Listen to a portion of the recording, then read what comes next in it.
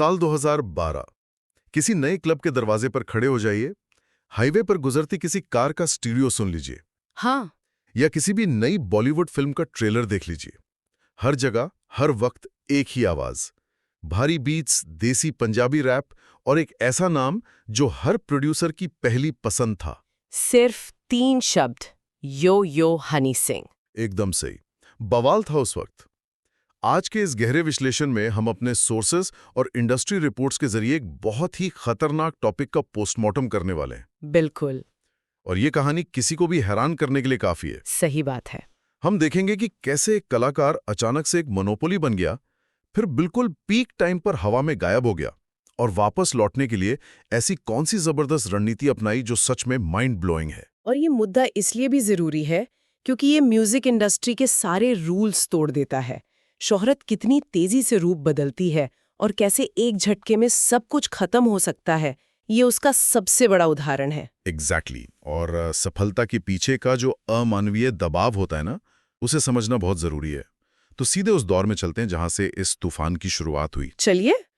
बॉलीवुड में आने से पहले ही पंजाबी म्यूजिक की दुनिया में एक अलग ही लेवल की हाइप बन चुकी थी। एकदम अलग स्टाइल था। हाँ, मतलब पार्टी लिरिक्स जो सीधे दिमाग में छप जाते थे, और ऐसी बीट्स जिन पे बिना डांस किए रहना मुमकिन था। और जब ये स्टाइल बॉलीवुड के बड़े पर्दे से टकराया तो धमाका होना तय था। अंग्रेजी बीट और ब्राउन रंग जैसे गाने आते ही पूरे देश में आग की तरह फैल गए थे। और यहाँ ध्यान देने वाली बात यह है कि उन्होंने सिर्फ हिट गाने नहीं दिए, उन्होंने बॉलीवुड के म्यूजिक सुनने के तरीके को ही बदल दिया। वो सिर्फ एक प्लेबैक सिंगर नहीं रहे थे। बिल्कुल नहीं, वो खुद एक ऐसी एंटिटी बन गए जिसके आसपास पूरी फिल्म की मार्केटिंग घूमने लगी। इसे थोड़ा और डिटेल में समझते हैं। एक ऐसी पुरानी मार्केट जहां सालों से बड़े बड़े म्यूजिक घराने और एस्टैब्लिश्ड सिंगर्स रूल कर रहे थे। हाँ सब एक सेट रूल बुक से चल रहा था। हाँ। और अचानक एक नया स्टार्टअप आता है। ये स्टार्टअप किसी रूल बुक को नहीं मानता, और आते ही पूरी इंडस्ट्री की मोनोपोली हाईजैक कर लेता है। ये म्यूजिक नहीं था, ये एक हॉस्टाइल टेकओवर था। बहुत सही एनालॉजी है ये। वो सच में मोनोपोली बन चुके थे। म्यूजिक वीडियोस आते ही करोड़ों व्यूज और अपनी शर्तें वो खुद तय कर रहे थे। और इसका असर सीधा उस इकोनॉमिक्स पर पड़ा जिसे बॉलीवुड सालों से फॉलो कर रहा था, है ना? हैरान करने वाली बात यही है, उन्होंने पूरा एक नया इकोनॉमिक इकोसिस्टम खड़ा कर दिया। एक नाम का मतलब सीधा मुनाफा था। उनका गाना किसी फिल्म के पहले दिन की ओपनिंग की गारंटी बन गया था। और यहीं आती है आज की चर्चा की सबसे चौंका देने वाली बात। एक ऐसा अनसुना किस्सा जो उस दौर में किसी ने सपने में भी नहीं सोचा होगा।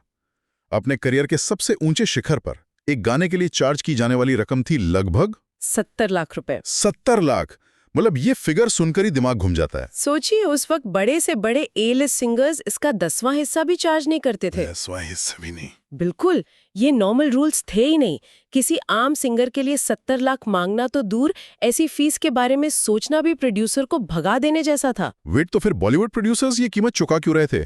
वो भी खुशी खुशी। हजारों सिंगर्स थे मार्केट में। लॉजिक बिल्कुल क्लियर था, और ये लॉजिक म्यूजिक का नहीं, मार्केटिंग का था।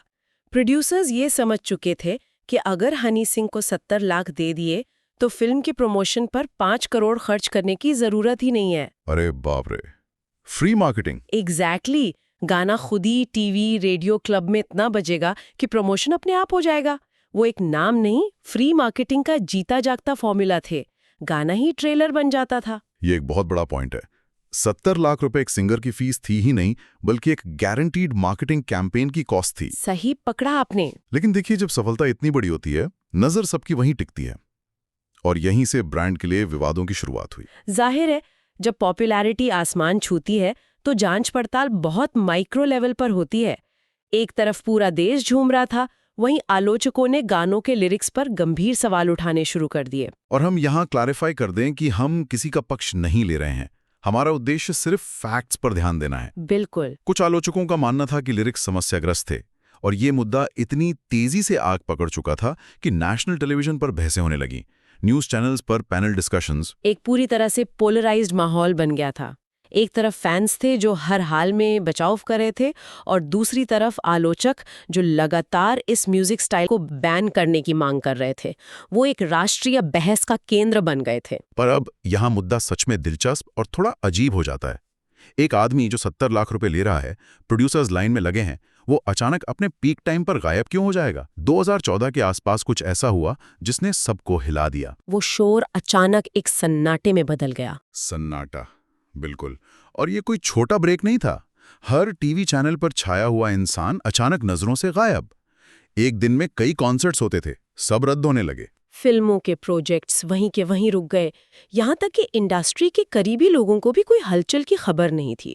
कोई इंटरव्यू नहीं, नया गाना नहीं। और जब सच किसी को नहीं पता होता तो लोग खाली जगह को भरना खूब जानते हैं। अफवाहों का बाजार बहुत तेजी से गर्म होता है। किस तरह की अफवाहें आई थी उस वक्त? किसी ने कहा देश छोड़ दिया है, किसी ने पूरी कहानी गढ़ दी कि एक बहुत बड़े सुपरस्टार और प्रोड्यूसर से झगड़ा हो गया है और उन्हें ब्लैकलिस्ट कर दिया गया है। रीहैब की बातें, लीगल ट्रबल्स, हर कोई अपनी थ्योरी लेकर घूम रहा था। लेकिन इस पॉइंट पर मैं एक सवाल उठाना चाहता हूँ। क्या ये अचानक गायब होना सिर्फ विवादों का दबाव था, या उस ब्रांड को हर वक्त बनाए रखने का, हर हफ्ते हिट देने की अमानवीय उम्मीदों का भार? ये सिर्फ कंट्रोवर्सी नहीं हो सकती। अगर हम ह्यूमन साइकोलॉजी को समझें तो दिमाग इस कांस्टेंट प्रेशर के लिए डिजाइन ही नहीं है। लगातार उम्मीद की जा रही है कि हर नया फॉर्मूला पिछले से बड़ा हिट हो, करोड़ों लोग देख रहे हैं। ये कोई मशीन थोड़ी है। वही तो, एक हिट मशीन का टैग बाहर से चमकदार लगता है पर अंदर से इंसान को खोखला करने लगता है। और यही सच सालों बाद सामने आया, और वो उन फिल्मी अफवाहों से बिल्कुल अलग और बहुत दर्दनाक था। किसी से झगड़ा नहीं हुआ था, कोई ब्लैकलिस्ट नहीं हुआ था। लड़ाई अपने आप से थी। हाँ, उन्होंने खुद बताया कि वो गंभीर मेंटल हेल्थ समस्याओं से जूझ रहे थे। इस वक्त को उन्होंने अपनी जिंदगी का सबसे अंधेरा दौर बताया, और इस डीप डाइव में ठहर कर इसकी गहराई समझनी होगी। एक इंसान जिसकी पहचान ही शोर, म्यूजिक और भीड़ थी, उसके लिए अचानक स्टेज से दूर होना कितना डरावना होगा। स्टारडम का पैराडॉक्स यही है ना, जब भीड़ चली जाती है तो शांति सुकून नहीं देती, काटने दौड़ती है। एकदम सही। जो चार्ट्स पर राज कर रहा था, उसे अचानक लाइमलाइट से दूर होकर अपने दिमाग के टुकड़े बटोरने पड़ रहे थे। ये ब्रांड के बोझ के नीचे दबे एक आम इंसान की लड़ाई थी। पर म्यूजिक की ताकत भी ऐसी है ना, कलाकार चाहे कितना दूर चला जाए, म्यूजिक खींची लाता है। एक लंबे और मुश्किल संघर्ष के बाद वापसी हुई। और वो वापसी कोई छोटा कदम नहीं थी। नए गाने ड्रॉप हुए, अंडरग्राउंड और मेन स्ट्रीम कोलैबोरेशन सामने आए। फैंस उत्सुक थे कि क्या वो पुराना जादू आएगा। लेकिन यहाँ जो सबसे खास रणनीति है उस पर आते हैं। उन्होंने ब्लाइंडली आकर 50 गाने रिलीज नहीं कर दिए। यही तो मास्टर स्ट्रोक है। इसे बिजनेस स्कूल्स में पढ़ाया जा सकता है। वापसी पर तरीका पूरी तरह बदल चुका था। पहले हर दूसरे वीडियो में नजर आते थे, अब फोकस था फ्यूअर बट बिगर रिलीजेस। मतलब गाने कम आएंगे, पर जब आएंगे तो उनका स्केल और इम्पैक्ट बहुत बड़ा होगा। एकदम। तो इस सब का आखिर क्या मतलब है? उन्होंने मार्केट को भरने की पुरानी आदत छोड़ दी, एक्सक्लूसिविटी का रास्ता चुना। पर ज्यादा गानों से तो ज्यादा पैसे बनते ना, फिर एक्सक्लूसिविटी क्यों? देखिए, मार्केटिंग का एक कोर प्रिंसिपल है, द स्केर्सिटी प्रिंसिपल। अच्छा। जब कोई चीज हर जगह आसानी से मिलती है, वैल्यू कम हो जाती है। ब्रांड को दोबारा जिंदा करने के लिए लोगों को साउंड के लिए भूखा रखना जरूरी था। उन्होंने एक प्रीमियम लग्जरी ब्रांड की तरह काम किया। जैसे लग्जरी वॉच कंपनीज हजारों घड़ियां नहीं बनाती। एग्जैक्टली। वो लिमिटेड पीसेस निकालते हैं और लोग लाइन में खड़े होते हैं। ठीक वही लग्जरी ब्रांड स्केर्सिटी उन्होंने अपने म्यूजिक पर अप्लाई की। क्या जबरदस्त स्ट्रैटेजी है। लक्ष्य वही था, ब्रांड को दोबारा प्रीमियम स्टेटस देना, इंडस्ट्री को याद दिलाना कि असली बॉस कौन था एक वक्त पर। और इसके लिए क्वांटिटी से ज्यादा क्वालिटी और एंटिसिपेशन पर ध्यान दिया। अगर हम इसे बड़े परिदृश्य से जोड़ें तो ये दिखाता है कि एक सच्चा लेजेंड सिर्फ टैलेंट से वापस नहीं आता। वो इसलिए आता है क्योंकि उसे पता होता है कि अब अपनी सारी ऊर्जा कहाँ केंद्रित करनी है। हर जगह मौजूद रहना जरूरी नहीं, पर जहां मौजूद हो वहां असर छोड़ना जरूरी है। एकदम। और यही इस चर्चा का सार है। म्यूजिक इंडस्ट्री में नियम और सितारे हवा के रुख के साथ बदलते हैं। एक पल में सबसे ऊंचे शिखर पर प्रोड्यूसर्स की लाइन, और अगले ही पल सब गायब। इसीलिए सबसे दिलचस्प कहानियां आसान सफलता की नहीं होती, वो कमबैक की होती हैं, टूटकर फिर से उठने की। ये यात्रा साबित करती है कि लेजेंड्स शायद ही कभी हमेशा के लिए शांत रहते हैं। सन्नाटा चाहे कितना लंबा हो, बीट्स रास्ता ढूंढ लेती हैं। जो लोग डाउनफॉल के बाद कमबैक की रणनीति समझना चाहते हैं, उनके लिए आज की ये जानकारी एक मास्टर क्लास थी। पर इस तेज चर्चा को खत्म करने से पहले एक बार उस पहले पॉइंट पर चलते हैं। जो इस चमकती दुनिया का सबसे कड़वा सच है। हाँ, एक बहुत ही गहरा सवाल उठता है यहाँ, जिसे बिना सोचे नहीं छोड़ सकते।